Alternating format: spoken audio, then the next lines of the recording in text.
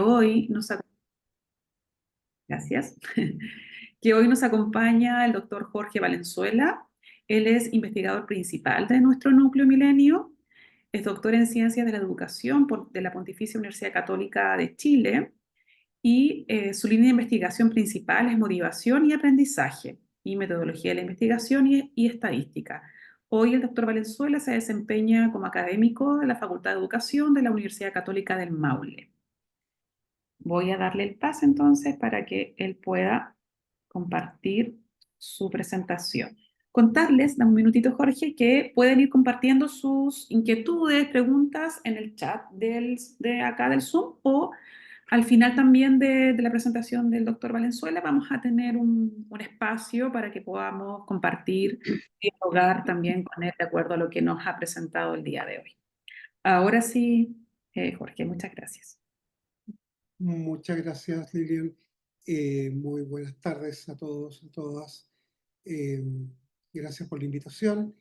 Y si es posible, solamente si es posible, y tienen dudas entre medio, por favor, como yo no los voy a estar viendo, interrumpan.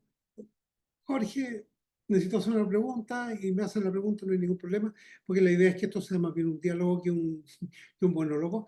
Y poder así hacerlo un poco más interactivo. Voy a compartir pantalla. Entiendo que, no sé si estás viendo. Lilian, tú me chequeas el... Y necesitamos que agrandes tu presentación, que la coloques en modo presentación para ver. Exacto, perfecto, ahí sí. Ahí se ve súper ¿Se bien. ve Ahí, en modo moderador?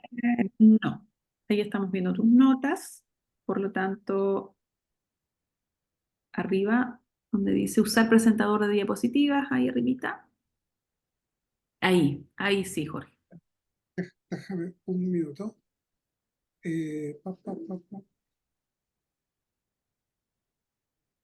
Ventana de aplicación. Chan, chan, chan. Supongo que será eso. A ver, sí, ahí sí, Jorge, perfecto. Déjame, ¿se ve con modo presentador? Sí, se ve súper bien. Ya Como bueno, le tenía... No resultó nomás. No Ya. resultó. Ya, muy buenas tardes a todos. Eh, a ver, la idea de hoy día es poder plantearle algunas temáticas, algunas preguntas sobre todo, y algunos desafíos que tenemos respecto al aprendizaje y a la motivación dentro de este marco. Eh, Más que soluciones, respuestas, van a ver que la vida es un poquito más compleja que dar una receta, pero sí lugares donde mirar, cosas en las cuales hay que fijarse y desafíos que nosotros tenemos para poder tener un abordaje mucho más riguroso frente a estas temáticas. El tema de la motivación, sobre todo la motivación escolar, tiene como dos vertientes. La primera tiene que ver con el tema de querer ir a la escuela. Tenemos un montón de gente, de niños que no volvieron después de la pandemia al colegio. Tenemos niños que no quieren ir a la escuela, que son arrastrados por sus padres hasta el centro educacional. eh, y bueno, eso es un problema no menor dentro de nuestro contexto chileno. Pero nuestra preocupación como investigadores nos ha centrado más tanto en querer ir a la escuela, porque finalmente podemos obligar a los niños a que vayan, de hecho los obligamos, sino más bien en un fenómeno que es un poquito más complejo, que es querer aprender en la escuela. Para ir a la escuela los pescamos del brazo y adentro, los encadenamos, los metemos dentro de la escuela. Pero no es lo mismo generar las condiciones para que el niño quiera aprender. Entonces, quisiera focalizarme en este aspecto y a partir de esto poder ir desarrollando los desafíos, preguntas y sugerencias que tenemos como equipo y que de alguna manera queremos compartir con ustedes. Eh, motivar en la escuela. Yo creo que eso tiene que traducirse en esta clave, no de ir a la escuela, sino de aprender en la escuela, en cómo suscitar o fortalecer el deseo de aprender. Necesitamos que los niños quieran aprender, porque el aprendizaje es un fenómeno que se da por la exposición a ciertas situaciones, a ciertas experiencias dentro del ámbito escolar, que muchas veces, sobre todo en el contexto de la escuela, requiere de la participación activa del niño, requiere de que él active ciertas eh, situaciones, más que situaciones, que active ciertos recursos que él tiene para poder disponerse a aprender lo que la escuela le propone como aprendizaje. Eh, y no basta solamente con hacerlos entrar, hay que generar ciertas condiciones y hacer ciertas cosas para que el niño quiera aprender. Y eso claramente no es fácil. Eh, y aunque algunos puedan creerlo ingenuamente, no, pues el profe, no, no es de lo más complejo que tenemos como desafío. Clarificarnos conceptualmente.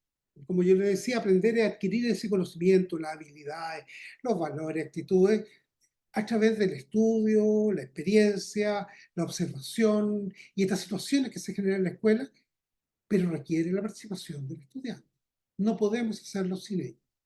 Evidentemente hay cosas que se aprenden, ¿no? De manera implícita, pero la gran mayoría de los aprendizajes escolares se aprenden de manera intencionada. Entonces, ¿en qué consiste esta labor o este desafío de suscitar o fortalecer, en este caso, el deseo de aprender de estos niños? En lograr que activen y mantengan sus recursos cognitivos para aprender. Memoria, atención, control metacognitivo.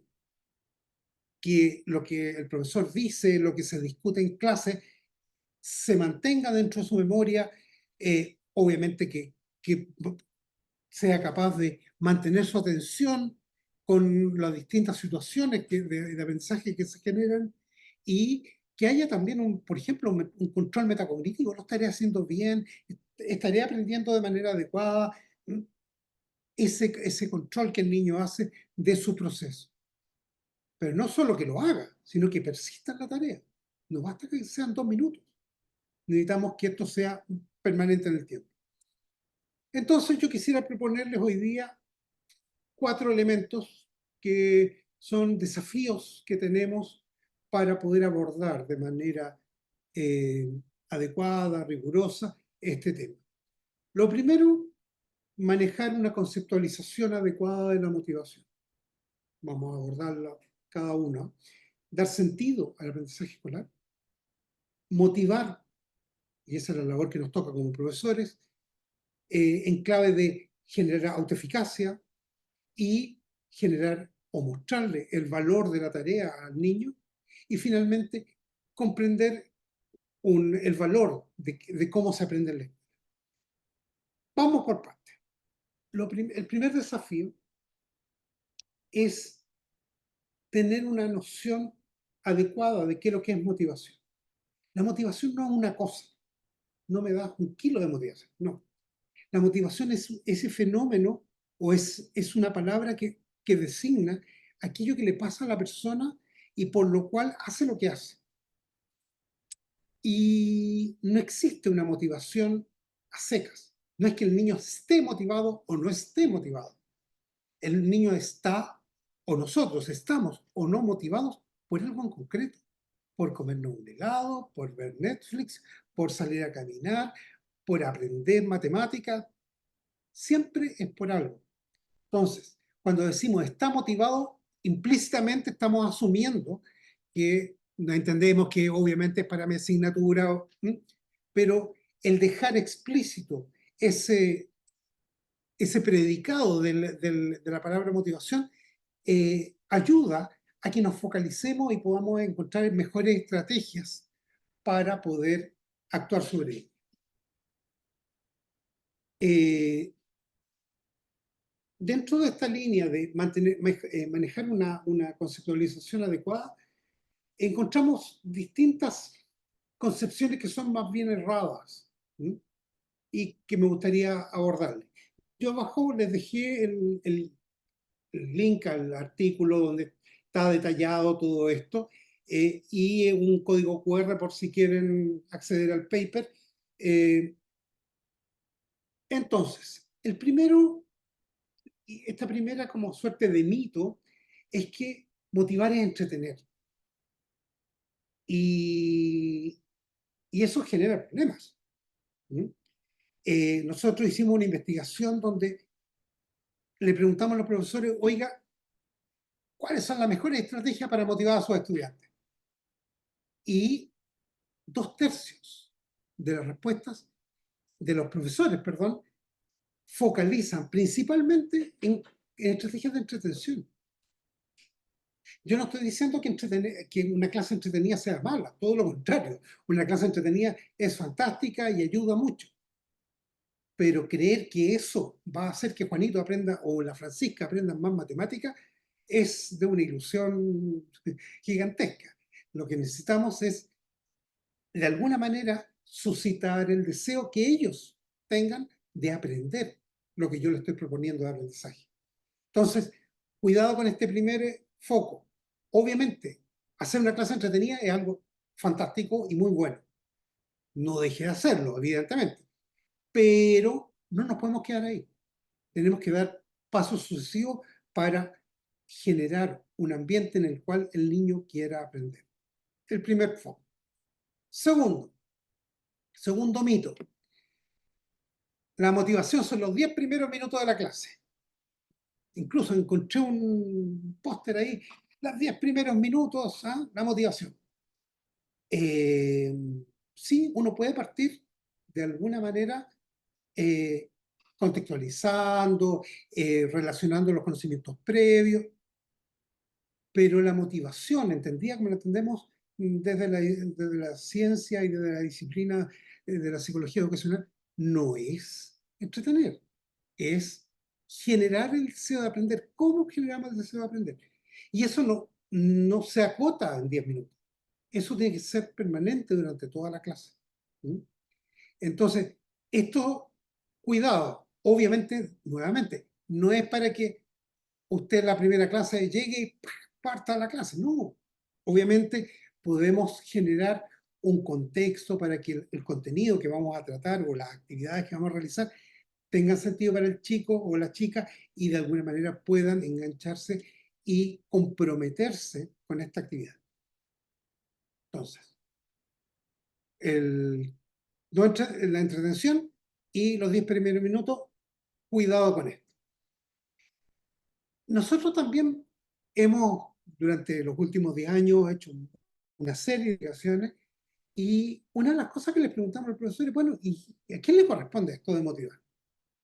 Y fíjense que obviamente podemos tener distintas opiniones, pero cuando le preguntamos a los profesores, hay coincidencia en que el principal actor es la familia.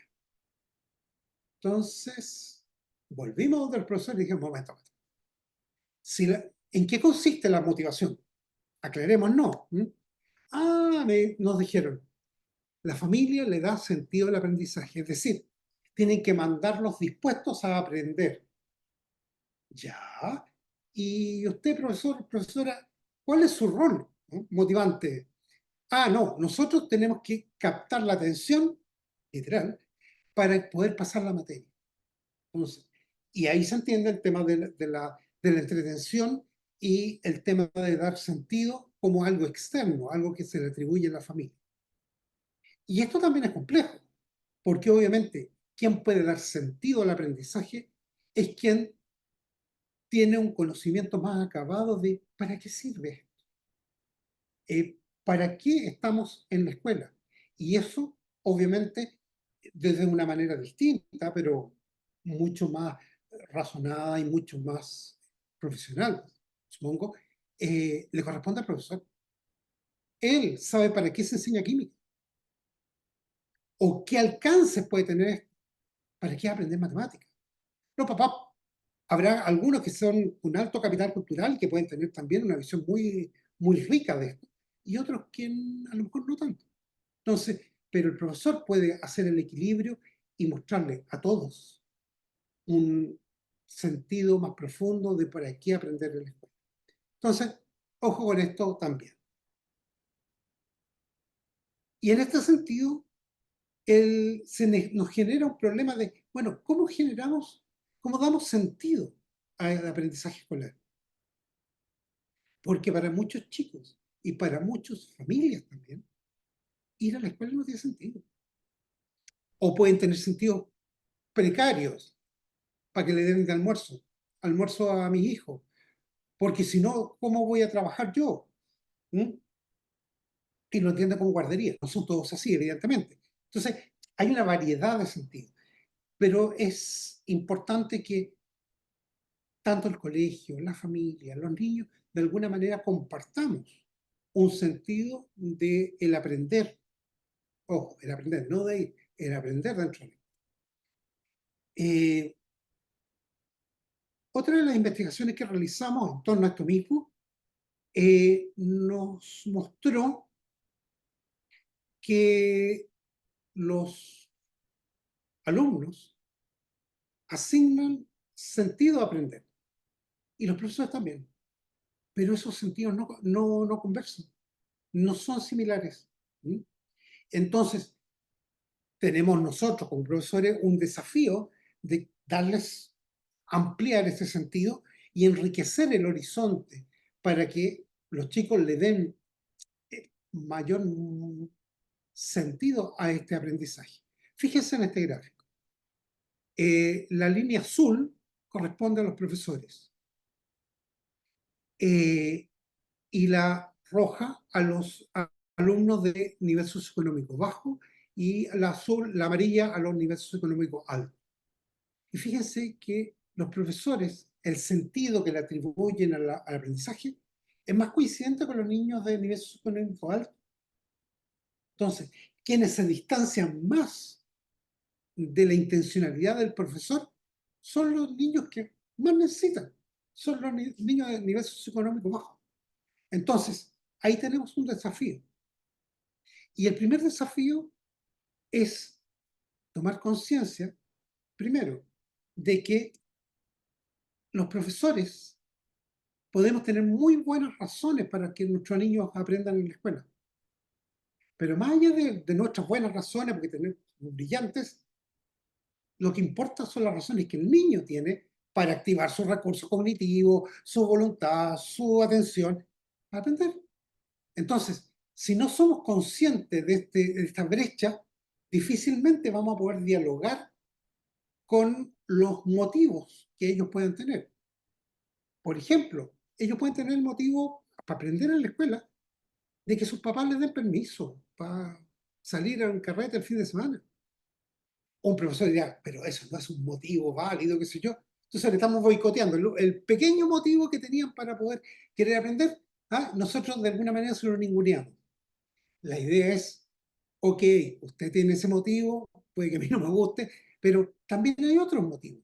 Pero esto te va a hacer mejor persona, esto te va a dar más horizonte, esto te va a ayudar a subir socialmente, etcétera. Podemos ampliar el horizonte de sentido.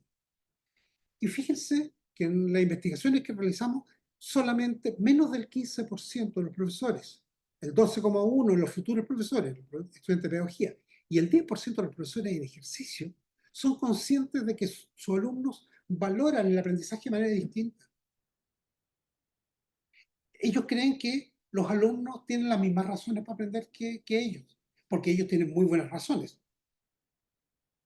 Entonces, si solamente ese 10% capta que en el fondo hay una brecha importante, difícilmente van a poder realizar las mediaciones adecuadas para poder ampliar el abanico de motivos del estudiante y enriquecerlo y con eso lograr que haya más motivos para poder querer aprender. Y la pregunta de oro, ¿cómo motivar a nuestros alumnos?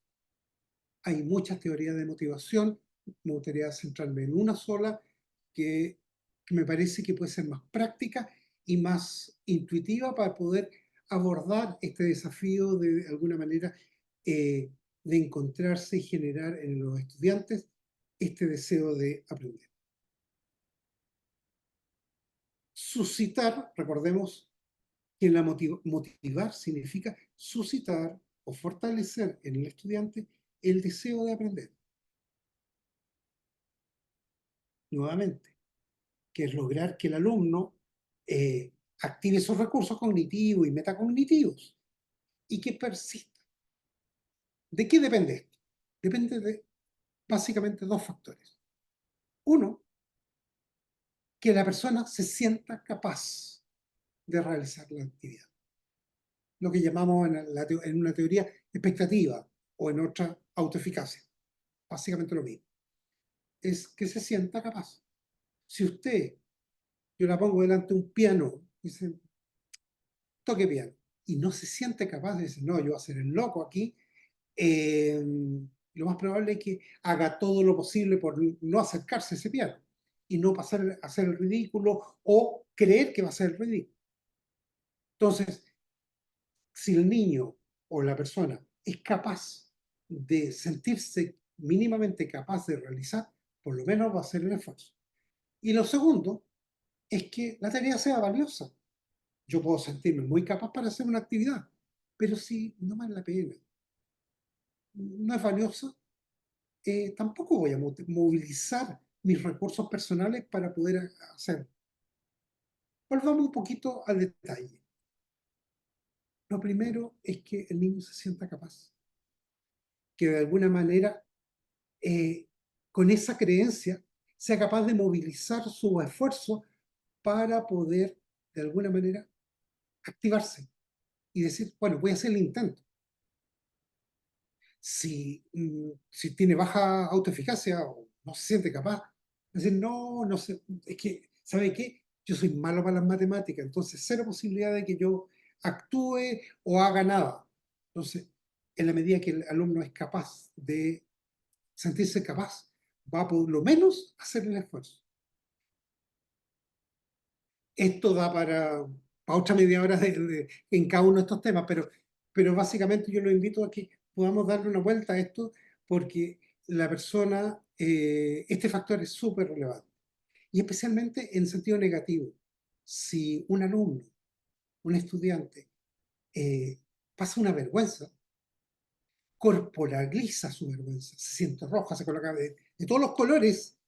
Y esa vergüenza que pasó no es una vergüenza teórica. Lo sintió en su cara, en su colocarse rojo, en su carne gallina, lo corporalizó. Y eso no se lo olvida nunca más. Y por eso, por ejemplo, tenemos que cuidar el clima de aula. Porque si pasan ese tipo de cosas, difícilmente vamos a llegar a que nuestros alumnos se sientan capaces de realizar tareas y tengan esta autoeficacia académica. Entonces, este es un primer foco. El segundo es que la tarea sea valiosa. ¿Qué significa esto? Significa, en primer lugar, que la tarea sea importante. Y aquí los conceptos importan. ¿Qué es que algo sea importante?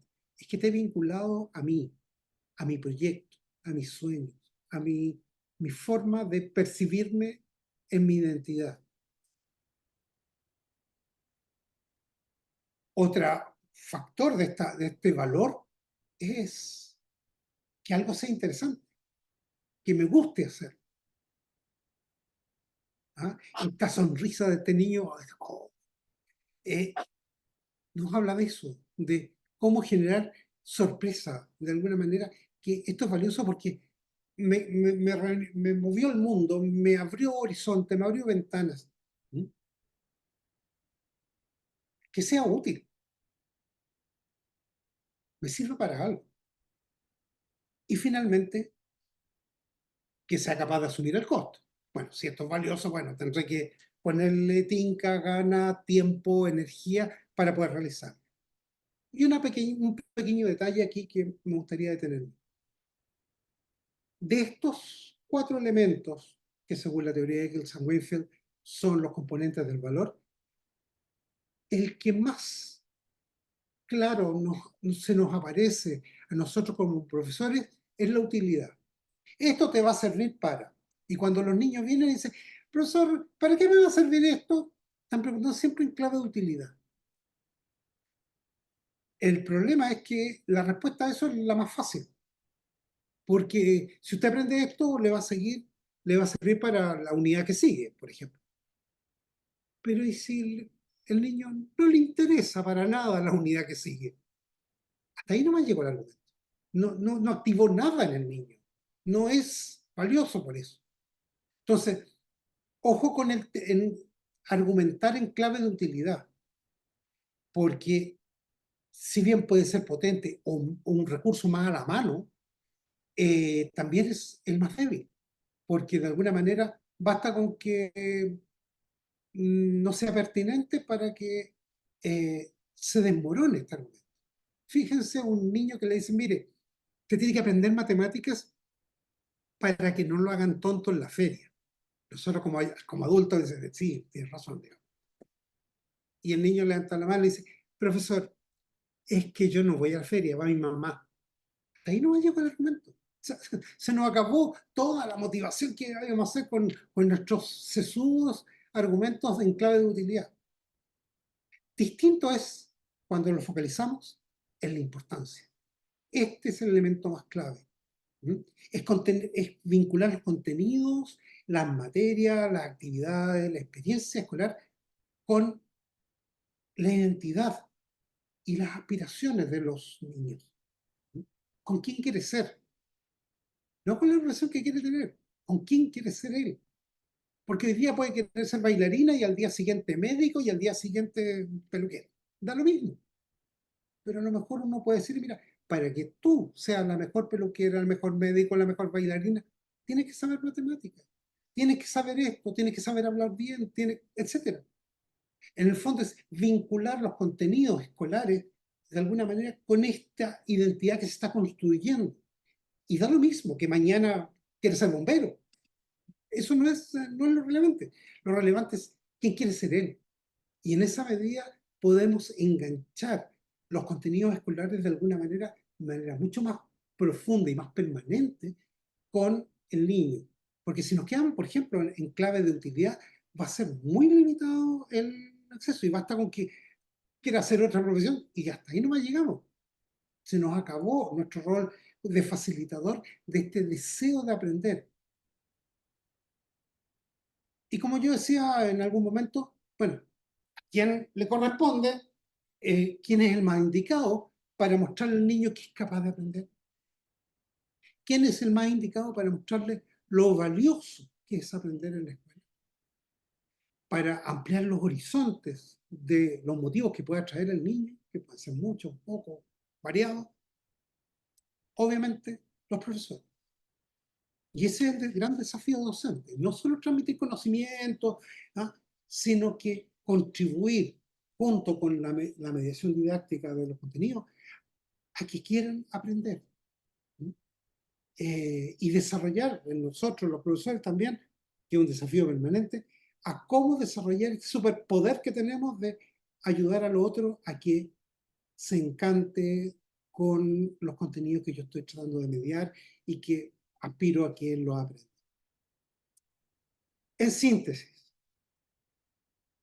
eh, los desafíos más fundamentales en esta hora en Chile es que nosotros como docentes, como futuros profesores, incluso como papás, podamos dar de alguna manera elementos para poder ayudar a, a que nuestros alumnos quieran de alguna manera aprender.